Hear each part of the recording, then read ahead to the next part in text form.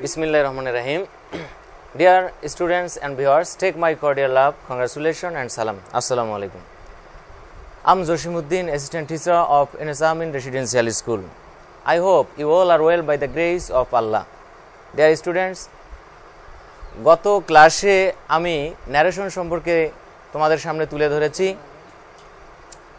আজকে ন্যারেশনের বাকি অংশ নিয়ে তোমাদের সামনে আলোচনা করব। ডিয়ার স্টুডেন্টস, আমি গত ক্লাসে আলোচনা করেছিলাম রিপোর্টিং ভার্ব সম্পর্কে, অর্থাৎ রিপোর্টিং ভার্বের পরিবর্তন সম্পর্কে। আমি 5টি পরিবর্তনের কথা বলেছিলাম তোমাদেরকে, তার মধ্যে রিপোর্টিং ভার্বের পরিবর্তন সেটি আমি গত ক্লাসে আলোচনা করছি। এখন আমি আলোচনা করব কমা, ইনভার্টেড কমা উঠাই দিয়ে লিঙ্কার ব্যবহার সম্পর্কে।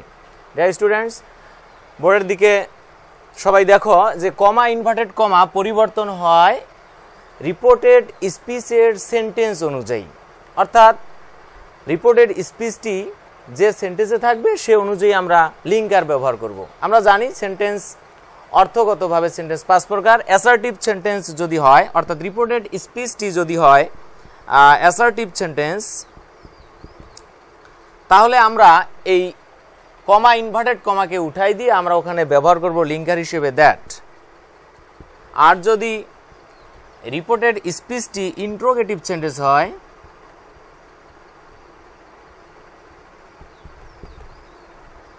তাহলে আমরা ব্যবহার করতে পারবো ইফ অথবা WH word, WH question mark. Students, এখানে ইফ কোথায় বসবে, WH ওয়ার্ড কোথায় বসবে আমি একটু পরে আলোচনা করতেছি। তারপর আমরা লক্ষ্য করি যদি রিপোর্টেড স্পিচটি ইম্পারেটিভ সেন্টেন্স হয় তাহলে কমা, ইনভার্টেড কমা তুলে দিয়ে আমরা কি ব্যবহার করব, কমা, ইনভার্টেড কমা তুলে দিয়ে আমরা টু অথবা দ্যাট ব্যবহার করব। আর যদি রিপোর্টেড স্পিচটি অপটেটিভ সেন্টেন্স হয় তাহলে আমরা দ্যাট ব্যবহার করব। আর রিপোর্টেড স্পিচটি যদি হয় এক্সক্লামেটরি সেন্টেন্স তাহলে আমরা ব্যবহার করব দ্যাট। ডিয়ার স্টুডেন্টস, তাহলে আমরা এখন আলোচনা করব যে যদি রিপোর্টেড স্পিচটি হয় অ্যাসার্টিভ সেন্টেন্স তাহলে আমরা কমা, ইনভার্টেড কমা তুলে দিয়ে ব্যবহার করব লিঙ্কার হিসেবে দ্যাট। আর যদি ইন্ট্রোগেটিভ সেন্টেন্স হয় তাহলে আমরা ব্যবহার করব ইফ অথবা WH। ইফ অথবা WH আমরা কোনটি ব্যবহার করব, আমরা লক্ষ্য করব এই ইন্ট্রোগেটিভ সেন্টেন্স কিন্তু দুই ধরনের। একটাকে বলা হয় পোলার কোশ্চেন, অর্থাৎ ইয়েস নো মাধ্যমে যে প্রশ্নগুলোর উত্তর দেয়া যায় তাকে বলা হয় পোলার কোশ্চেন। আর একটি হচ্ছে WH কোশ্চেন, অর্থাৎ যে প্রশ্নগুলোর উত্তর ইয়েস নো দিয়ে উত্তর দেয়া যায় না তাকে, সেগুলো হচ্ছে open ended question. Dear student, যদি অক্সিলারি ভার্ব দিয়ে কোনো ইন্টারোগেটিভ সেন্টেন্স শুরু হয়, অর্থাৎ auxiliary verb plus subject plus PV principal verb plus object or extension, তখন আমরা ইফ আমরা লিঙ্কার হিসেবে ব্যবহার করব। আর যদি WH ওয়ার্ড দিয়ে ব্যবহৃত হয় তাহলে আমরা ব্যবহার করব যে WH ওয়ার্ডটা থাকবে when, hmm, when, what, why, which, যাই থাক না কেন যে WH ওয়ার্ডটা থাকবে আমরা সেটিকে আমরা লিঙ্কার হিসেবে ব্যবহার করব। ডিয়ার স্টুডেন্ট, তারপর আমরা লক্ষ্য করি যদি রিপোর্টেড স্পিচটি হয় ইম্পারেটিভ সেন্টেন্স তাহলে আমরা ব্যবহার করব টু অথবা দ্যাট। কিন্তু কোথায় কোনটি ব্যবহার করব আমরা লক্ষ্য করব ইম্পারেটিভ সেন্টেন্সের স্ট্রাকচার হচ্ছে প্রথমে ভার্ব দিয়ে শুরু হতে পারে। যদি ভার্ব প্লাস অবজেক্ট অথবা এক্সটেনশন দিয়ে শুরু হয় তাহলে আমরা টু ব্যবহার করব, আর লিঙ্কার হিসেবে আমরা টু ব্যবহার করব। আর যদি নেগেটিভ থাকে, অর্থাৎ যেমন do not run in the sun, do not play the game, এরকম যদি নেগেটিভ যুক্ত থাকে তখন আমরা রিপোর্টিং ভার্বটি যে বসাবো, আমি গত ক্লাসে আলোচনা করেছিলাম যদি আমরা অর্ডারড ব্যবহার করি তাহলে আমরা নট টু ব্যবহার করব, অর্থাৎ টু যে বসাবো টু এর আগে আমরা নট ব্যবহার করব। তোমাদের ক্লিয়ার করতেছি, ইম্পারেটিভ সেন্টেন্স আমরা লক্ষ্য করব যদি ভার্ব প্লাস অবজেক্ট দিয়ে শুরু হয় তাহলে আমরা লিঙ্কার হিসেবে টু ব্যবহার করব। আর যদি নেগেটিভ থাকে, অর্থাৎ auxiliary verb plus not plus principal verb plus object অথবা আদার্স, তখনও টু ব্যবহার করব। কিন্তু আমরা রিপোর্টিং ভার্বটি যদি ফরওয়ার্ড ব্যবহার করি তখন রিপোর্টিং ভার্বটি যদি আমরা টোল ব্যবহার করি অথবা অর্ডার ব্যবহার করি তখন আমরা নট টু ব্যবহার করব।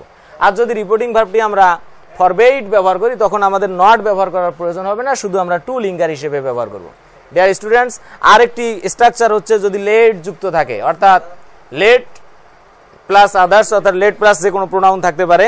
যদি লেট যুক্ত থাকে আমরা দ্যাট ব্যবহার করব। লেট যুক্ত থাকলে আমরা দ্যাট ব্যবহার করব লিঙ্কার হিসেবে। যদি এটি ইম্পারেটিভ সেন্টেন্স হয় এবং লেট যুক্ত থাকে তা আমরা কমা ইনভার্টেড কমা উঠাই দিয়ে আমরা দ্যাট ব্যবহার করব। ডিয়ার স্টুডেন্ট, আমরা নেক্সট পয়েন্টে চলে যাই। Optative sentence. অপটেটিভ সেন্টেন্স থাকলে, যদি অপটেটিভ সেন্টেন্স থাকে তাহলে আমরা কমা ইনভার্টেড কমা উঠাই দিয়ে আমরা দ্যাট ব্যবহার করব। তাহলে কমা ইনভার্টেড কমা উঠাই দিয়ে দ্যাট ব্যবহার করব। এখানে অপটেটিভ সেন্টেন্সের কিছু ফাংশন আছে যেটা আমাদের জানা প্রয়োজন। অপটেটিভ সেন্টেন্স কিন্তু তিন ভাবে হতে পারে। আমি এটা উপরে লিখে দিচ্ছি, সরি এখানেই লিখে দিই। অপটেটিভ সেন্টেন্স মে দিয়ে শুরু হতে পারে, মে plus subject plus verb plus object, অথবা এটা শুরু হতে পারে লং লিভ দিয়ে, long live plus subject plus others, অথবা ডাইরেক্ট উইশ দিয়েও এই অপটেটিভ সেন্টেন্স হতে পারে। ডাইরেক্ট উইশ দিয়েও অপটেটিভ সেন্টেন্স হতে পারে। আমরা লক্ষ্য করব যদি মে plus subject plus verb plus object যুক্ত হয়, ওই বাক্যটাকে আমরা ওই বাক্যের লিঙ্কার বসাবো আমরা দ্যাট, লিঙ্কার আমরা দ্যাট বসাবো। এই লং লিভ যুক্ত হলে আমরা দ্যাট ব্যবহার করব, কিন্তু আমরা অবজেক্ট তখন ব্যবহার করব না। যদি কোন অবজেক্ট ব্যবহার করব না, রিপোর্টিং ভার্বের অবজেক্ট ব্যবহার করব না। কখন? যদি অপটেটিভ সেন্টেন্সটি may plus subject plus verb plus object কিংবা লং লিভ যদি যুক্ত থাকে, এই বাক্যের ক্ষেত্রে আমরা লিঙ্কার কমা ইনভার্টেড কমা উঠাই দিয়ে লিঙ্কার আমরা দ্যাট ব্যবহার করব, কিন্তু আমরা অবজেক্ট নেব না। কোন অবজেক্ট নেব না? আমরা রিপোর্টিং ভার্বের অবজেক্টকে নেব না। আর যদি এটি ডাইরেক্ট উইশ থাকে, যেমন happy new year, good morning, এই ধরনের যদি ডাইরেক্ট উইশ যদি থাকে, তখন আমরা কিন্তু দ্যাট না নিয়ে আমরা শুধু এই অবজেক্টটাকে নেব। তখন আমরা দ্যাট না নিয়ে শুধু অবজেক্ট নেব, তখন দ্যাট ব্যবহার করা যাবে না। সরাসরি আমরা ডাইরেক্ট ইনভার্টেড কমার ভিতরের অংশে চলে যাব। যদি কি থাকে? ডাইরেক্ট উইশ বুঝায়, যেমন গুড মর্নিং, গুড নাইট, ইত্যাদি ইত্যাদি। তাহলে আমরা বুঝলাম অপটেটিভ সেন্টেন্স দ্যাট কখন ব্যবহার করব, যখন মে দিয়ে শুরু হবে কিংবা লং লিভ দিয়ে শুরু হবে, তখন আমরা দ্যাট ব্যবহার করব, কিন্তু রিপোর্টিং ভার্বের অবজেক্ট নেব না। আর যদি ডাইরেক্ট উইশ হয়, গুড মর্নিং, গুড নাইট, সুপ্রভাত যদি বুঝায়, তখন আমরা অবজেক্ট নেব বটে, কিন্তু কমা ইনভার্টেড কমা তুলে দিয়ে আমরা দ্যাট নেব না। ডিয়ার স্টুডেন্ট, নেক্সট আমরা আলোচনা করতেছি এক্সক্লামেটরি সেন্টেন্স। এক্সক্লামেটরি সেন্টেন্স আমরা লক্ষ্য করব, এক্সক্লামেটরি সেন্টেন্সের কিন্তু বিভিন্ন স্ট্রাকচার রয়েছে, যা আমি গত ক্লাসে তোমাদের একটু জানিয়েছি। এই এক্সক্লামেটরি সেন্টেন্স আমাদের বিভিন্ন স্ট্রাকচার রয়েছে, তবে যে স্ট্রাকচারেই থাক না কেন আমরা দ্যাট ব্যবহার করব।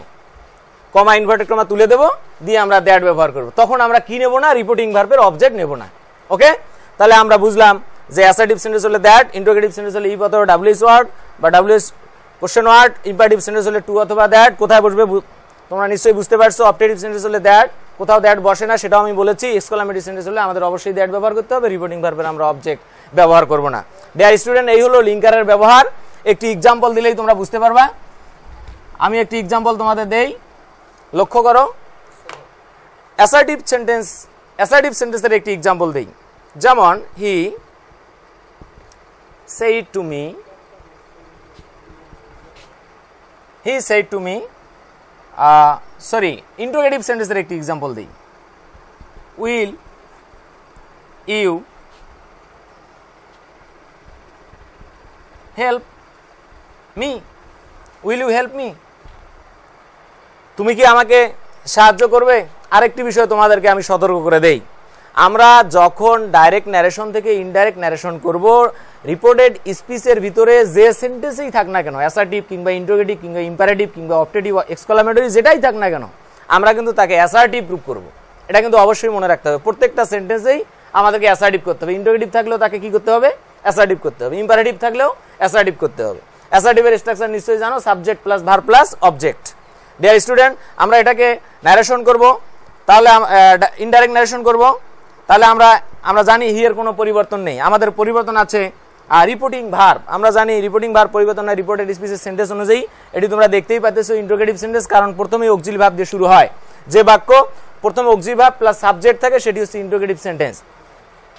অক্সিলারি ভার্ব, ডিয়ার স্টুডেন্টস, তাহলে auxiliary verb plus subject plus principal verb plus object অথবা আদার্স, এটি যদি হয় তাহলে আমরা লক্ষ্য করব যে এটি ইন্টারোগেটিভ সেন্টেন্স। তাহলে ইন্টারোগেটিভ সেন্টেন্স হলে তোমরা নিশ্চয়ই গত ক্লাসে শিখেছো আমাদেরকে ব্যবহার করতে হবে আস্কড, তারপর কিন্তু অবজেক্টের কোনো পরিবর্তন নেই, অবজেক্ট যা আছে তাই লিখবো। তাহলে কমা ইনভার্টেড কমা তুলে দিয়ে আমাদেরকে কি ব্যবহার করতে হবে, এটি ইন্টারোগেটিভ সেন্টেন্স। তোমরা জানো ইন্টারোগেটিভ সেন্টেন্স হলে ইফ অথবা ডাব্লিউএস ওয়ার্ড ব্যবহার করতে হবে। এখানে ডাব্লিউএস ওয়ার্ড ব্যবহার করার সুযোগ নেই, কারণ এখানে অক্সিলিয়ারি ভার্ব দিয়ে এই প্রশ্ন শুরু হয়েছে, আমরা এই জন্য ইফ ব্যবহার করব। তারপর আমি বলেছি যে বাক্যই হোক না কেন আমাদেরকে অ্যাসার্টিভ রূপ দিতে হবে। অ্যাসার্টিভ রূপ দিলে আমাদেরকে প্রথমে সাবজেক্ট নিয়ে আসতে হবে। সাবজেক্ট এখানে কি, ইউটা হচ্ছে সাবজেক্ট, এটার পার্সন পরিবর্তন, এটা একটা পার্সন। আমি পার্সন পরিবর্তনও ইন্ডিকেট করেছি, আমি পরেই আলোচনা করতেছি। তাহলে ইউ সেকেন্ড পার্সন আমি আপাতত বলতেছি সেকেন্ড পার্সন পরিবর্তন হয় রিপোর্টিং ভার্বের রিপোর্টিং স্পিচের অবজেক্ট অনুযায়ী। অবজেক্ট হচ্ছে মি, তাহলে মি হচ্ছে অবজেক্ট, তাহলে মি এর সাবজেক্ট রূপ হবে আই। তারপর আমরা উইলকে উড করব, এটাও আমি পরে আলোচনা করব কেন উড হয়। তারপর হেল্প, তারপর মি, আবার এই যে পার্সন ফার্স্ট পার্সন পরিবর্তন হয় রিপোর্টিং স্পিচের সাবজেক্ট অনুযায়ী। সাবজেক্ট এখানে তোমরা দেখতে পাচ্ছ হি, এটা হচ্ছে অবজেক্ট ফর্ম, এই জন্য হি এর অবজেক্ট ফর্ম নিতে হবে হিম। তাহলে আমাদের মূল উদ্দেশ্য সেটি হচ্ছে ইফ এর ব্যবহার। আমরা এতক্ষণ যেটা শিখলাম ইন্টারোগেটিভ সেন্টেন্সের জন্য আমরা ইফ ব্যবহার করলাম।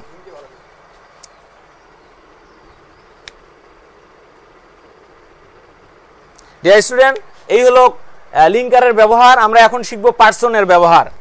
খুব মনোযোগ দাও, পার্সন একটি গুরুত্বপূর্ণ অংশ ন্যারেশনের, এটি আমাদেরকে ভালো করে জানতে হবে। তাহলে পার্সন, তোমরা জানো যে পার্সন হচ্ছে তিন প্রকার। একটি হচ্ছে ফার্স্ট পার্সন, আরেকটি হচ্ছে সেকেন্ড পার্সন, আরেকটি হচ্ছে থার্ড পার্সন। আমরা এই পার্সনের রূপগুলো জানবো, subject form, object form, possessive form, আমরা এগুলো জানবো। Subjective,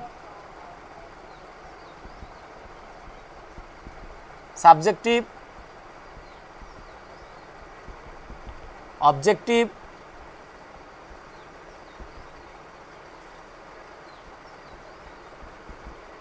possessive,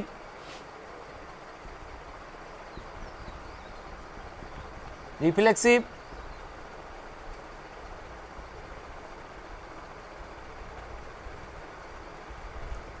double possessive. এই দুটো অংশ লাগে না, কিন্তু তারপর আমি তোমাদেরকে ক্লিয়ার করে দেওয়ার জন্য দিচ্ছি। তাহলে ফার্স্ট পার্সন আমরা জানি, ফার্স্ট পার্সন হচ্ছে আই, এর অবজেক্ট হচ্ছে মি, অবজেক্টিভ ফর্ম। এটার পসেসিভ ফর্ম হচ্ছে মাই, এটার রিফ্লেক্সিভ ফর্ম হচ্ছে মাই সেলফ, আর ডাবল পসেসিভ হচ্ছে মাইন। ডিয়ার স্টুডেন্টস, এখন আসো আমরা প্লুরালটা শিখে নেই। উই হচ্ছে সাবজেক্ট ফর্ম, এর অবজেক্ট ফর্ম হচ্ছে আস, এর পসেসিভ ফর্ম হচ্ছে আওয়ার, এর রিফ্লেক্সিভ ফর্ম হচ্ছে আওয়ার সেলফস, আর এর ডাবল পসেসিভ ফর্ম হচ্ছে আওয়ার্স। ডিয়ার স্টুডেন্টস, এখন আমরা সেকেন্ড পার্সনে যাব। সেকেন্ড পার্সন সাবজেক্ট হচ্ছে ইউ, অবজেক্ট হচ্ছে ইউ, এর পসেসিভ হচ্ছে ইয়োর, এর রিফ্লেক্সিভ ফর্ম হচ্ছে ইয়োর সেলফ,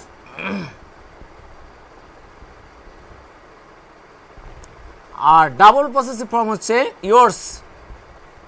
ডিয়ার স্টুডেন্টস, এর প্লুরালেও কিন্তু subject form you, object form you, possessive form হচ্ছে ইয়োর, এবং এখানে একটু ব্যতিক্রম, রিফ্লেক্সিভ ফর্মে গিয়ে হবে যেহেতু প্লুরাল আমাদেরকে ব্যবহার করতে হবে ইয়োর সেলফস, এবং ডাবল পসেসিভে হবে ইয়োর্স।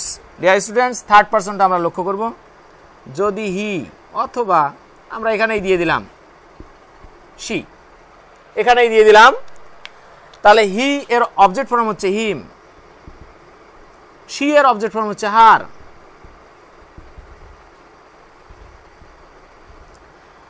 হি এর পসেসিভ ফর্ম হচ্ছে হিজ, শি এর পসেসিভ ফর্ম হচ্ছে হার, হি এর রিফ্লেক্সিভ ফর্ম হচ্ছে হিমসেলফ। একটু ছোট করে দেই যেহেতু দুইটা লিখতে হবে, আর শি এর পসেসিভ ফর্ম হচ্ছে হার সেলফ। ডিয়ার স্টুডেন্ট, এখন হি এর ডাবল পসেসিভ ফর্ম হচ্ছে হিজ, শি এর ডাবল পসেসিভ ফর্ম হচ্ছে হার্স। এখন প্লুরালটা আমরা জানবো। দে, দে এর অবজেক্ট ফর্ম হচ্ছে দেম, এর পসেসিভ ফর্ম হচ্ছে দেয়ার, এর রিফ্লেক্সিভ ফর্ম হচ্ছে দেমসেলফ, এবং ডাবল পসেসিভ ফর্ম হচ্ছে দেয়ার্স। এই হচ্ছে আমাদের রূপগুলো, অর্থাৎ first person, second person, third person. আমাদের এই বক্সটা অবশ্যই এটাকে টিএম অর্থাৎ কি টানা মুখস্থ করতে হবে। এটি মুখস্থ না থাকলে কিন্তু আমরা পারসন পরিবর্তন করতে পারবো না। ডিয়ার স্টুডেন্টস, তাহলে আমরা শিখলাম যে এটি হচ্ছে সাবজেক্ট ফর্ম, এটি হচ্ছে অবজেক্ট ফর্ম, এটি হচ্ছে পসেসিভ ফর্ম, এটি হচ্ছে রিফ্লেক্সিভ ফর্ম, এটি হচ্ছে double possessive form. Dear student, এটি হচ্ছে ফার্স্ট পারসন, এটি সেকেন্ড পারসন, এটি থার্ড পারসন। এটা আমাদেরকে জানতে হবে। তোমাদের যদি জানতে সমস্যা হয় তোমরা এইভাবেও জানতে পারো, এটি 1 নম্বর ফর্ম, এটি 2 নম্বর ফর্ম, এটি 3 নম্বর ফর্ম, এটি 4 নম্বর ফর্ম, এটি 5 নম্বর ফর্ম। এটি কিন্তু আমাদের জানতে হবে।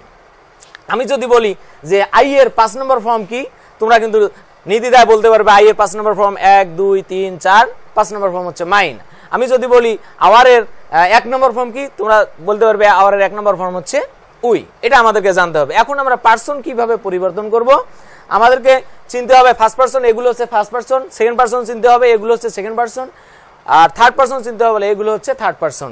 এগুলো ছাড়া অন্যান্য নাম থাকতে পারে, যে কোনো নাউন কিংবা প্রোনাউন, অন্যান্য থার্ড পারসন সব। ডিয়ার স্টুডেন্টস, তাহলে পারসন আমরা কিভাবে পরিবর্তন করব? ফার্স্ট পারসন যদি এখানে এই রিপোর্টেড স্পিচের ভিতরে কোনো ফার্স্ট পারসন থাকে, এই ফার্স্ট পারসন পরিবর্তন হবে রিপোর্টিং স্পিচের সাবজেক্ট অনুযায়ী। আর এই রিপোর্টেড স্পিচের মধ্যে যদি কোনো সেকেন্ড পারসন থাকে, তাহলে এটা পরিবর্তন হবে রিপোর্টিং স্পিচের অবজেক্ট অনুযায়ী। আর যদি থার্ড পারসন থাকে তাহলে কোনো পরিবর্তন হবে না। আমি শর্টকাট একটা তোমাদের সিস্টেম শিখিয়ে দেই। যদি ইনভার্টেড কমার ভিতরে থাকে ফার্স্ট পারসন, তাহলে এটি পরিবর্তন হবে সাবজেক্ট অনুযায়ী। এখানে কিন্তু ইনভার্টেড কমা দেয়নি, তার মানে রিপোর্টিং স্পিচের মধ্যে ইনভার্টেড কমা থাকে না, সেখানকার সাবজেক্ট অনুযায়ী হবে। আর যদি রিপোর্টেড স্পিচের ভিতরে থাকে সেকেন্ড পারসন, তাহলে সেটা পরিবর্তন হবে অবজেক্ট অনুযায়ী। আর যদি রিপোর্টেড স্পিচের ভিতরে থাকে থার্ড পারসন, তাহলে সেটা নো সেন্স, কোনো পরিবর্তন হবে না। এটা তোমরা শর্টকাট হিসেবে তোমরা ধরতে পারো। 1 2 3 আমি লিখে দিলাম, এই যে 1 2 3। 1 অর্থাৎ ফার্স্ট পারসন পরিবর্তন হয় সাবজেক্ট অনুযায়ী, সেকেন্ড পারসন পরিবর্তন হয় অবজেক্ট অনুযায়ী, থার্ড পারসন পরিবর্তনের কোনো পরিবর্তন নাই। অর্থাৎ ফার্স্ট পারসন পরিবর্তন হয় সাবজেক্ট অনুযায়ী, সেকেন্ড পারসন পরিবর্তন হয় অবজেক্ট অনুযায়ী, থার্ড পারসন পরিবর্তন হয় না। থার্ড পারসনের কোনো পরিবর্তন নেই, নো চেঞ্জ।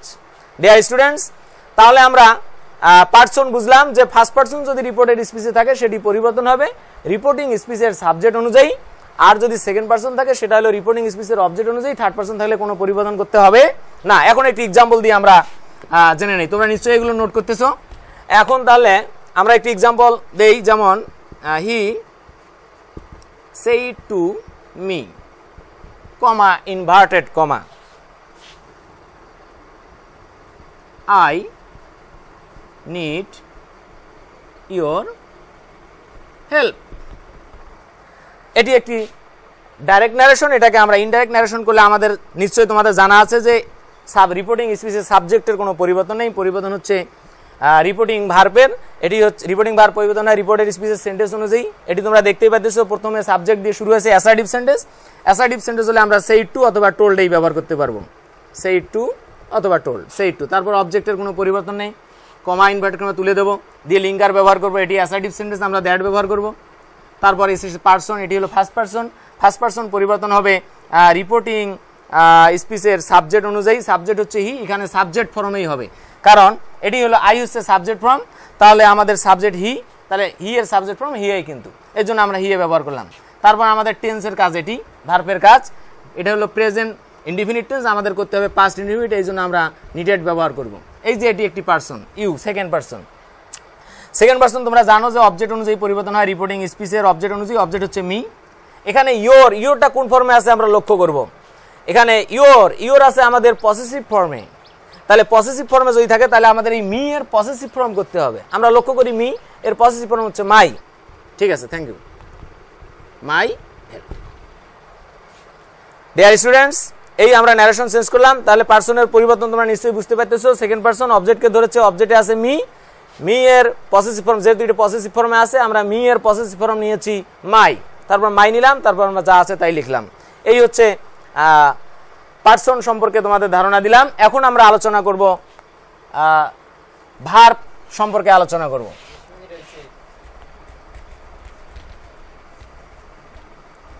তাহলে আজকে ভার্ব সম্পর্কে আলোচনা করার মতো সময় হচ্ছে না ডিয়ার স্টুডেন্টস। তাহলে তোমরা রিপোর্টিং ভার্বের পরিবর্তন, কমা ইনভার্টেড কমার পরিবর্তন এবং পার্সনের পরিবর্তন সম্পর্কে তোমরা ক্লিয়ার হলে আগামী ক্লাসে তোমাদের সাথে দেখা হবে আমাদের এই রিপোর্টেড স্পিচের ভার্বের পরিবর্তন এবং নিয়ারেস্ট অর্থাৎ টাইমিং ওয়ার্ড আমরা পরিবর্তন সম্পর্কে আলোচনা করব আগামী ক্লাসে। এই পর্যন্ত তোমরা ভালো থাকার চেষ্টা করো। That's all about this class. Thanks all for this time. ততক্ষণ পর্যন্ত ভালো থাকো। টিল দেন।